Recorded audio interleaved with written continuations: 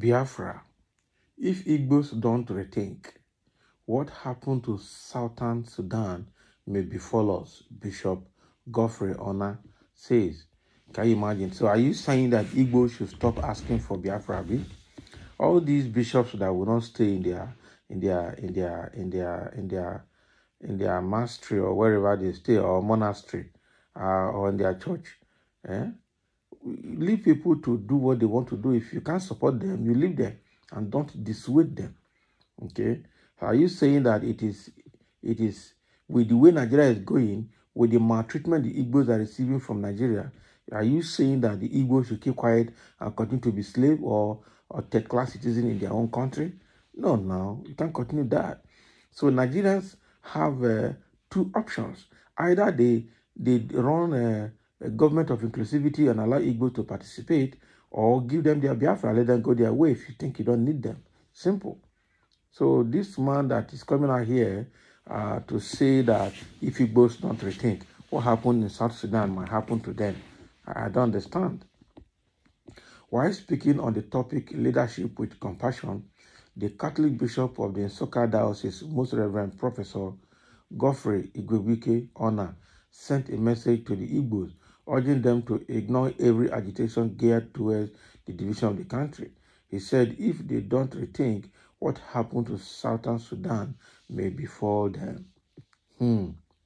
According to the Most Reverend Godfrey Ona, from the video, Nigerians have always wanted to divide. Shortly before the independence, the North wanted to be alone from history. At some point, it was the West who wanted to secede. Eventually, it was the East who decided they want to leave, and the response was the war. That is Nigerian Biafran war. So those in the East division is not the solution. Let's avoid what happened in Southern Sudan from befalling us, because if we divide, we will carry our pockets of problems home. In Sudan, the North was always oppressing the South, so they thought, and they fought wars for over 20 years. And when they got their independence as Southern Sudan, after 1 year, they started fighting again. Say no to division. Let us put our hands together and make it work. Well, he has right to his own opinion. He has just said what he likes to say, because the case of Southern Sudan is not the case of Biafra, The blessings and the destiny of Southern Sudan is not the destiny of Biafra. That is the truth. I know Biafrans are most enterprising in Nigeria. Biafrans are the brain behind production and manufacturing in Nigeria. Biafra they have skills in their hand. They have trade in their hand. They have economics in their hand. And so I don't know why Southern Sudan, after fighting and they got their country, what happened to them that made them not to recover. If you look at the history of the Igbos, after the Biafran war that lasted for 3 years or 30 months thereabout, how many years did it take Biafrans to recover? It didn't take them a long time, and they hit the ground running again, and they are back on track. And they are like the Israelis, they are like the Jews. They worked hard into their trade, and they recovered like as if there was no war. That is it. So you can imagine if by the time they recovered, if they had gotten Biafra since that time, I'm telling you that Biafra land would have been like Japan by now. Let me not say China, at least Japan or Singapore by now. That is how Nigeria would have looked like. Because, that's how Biafra would have looked like. Because Biafra is actually a land of manufacturing, a land of trade, a land of production in terms of skill set, enterprising skill set that they have in the Southeast. So this man, Reverend Father, or whatever he calls himself, Godfrey Ona, is probably scared. These are people that maybe that fear. I don't know whether it is a way of showing humility or meekness as a man of God, but the fact remains that the people saying they want to succeed, they know what they're saying. You can't be in a country where you are seen as where you are not regarded. They say Igbo man cannot rule Nigeria as president, never. And you cannot allow Igbo man to go and have his own country. What kind of oppression is that? As of today, Igbos are suffering oppression in Nigeria and need to be resolved urgently as fast as possible. Okay, so there are a few comments here. People are responding to what Reverend or Bishop Honor had just said, and let's see what somebody is saying. Some say, we know the root cause of the problem in South Sudan, which is non-existence in Igbo land. I am not an advocate for Biafra, but for a Nigeria where anyone is qualified to ascend any position, not minding his creed, language, social status, etc. I suggest that the honored bishop should exhort us on this and not on threats that has no head or tail. Let him also do a due diligence.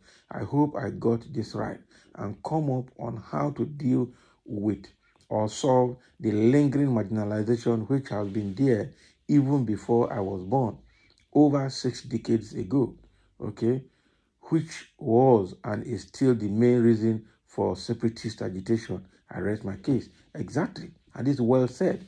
This Reverend Father probably does not understand all of that. Somebody say, Paul, you have summarized the issue. I have nothing to add to your take. And that is true.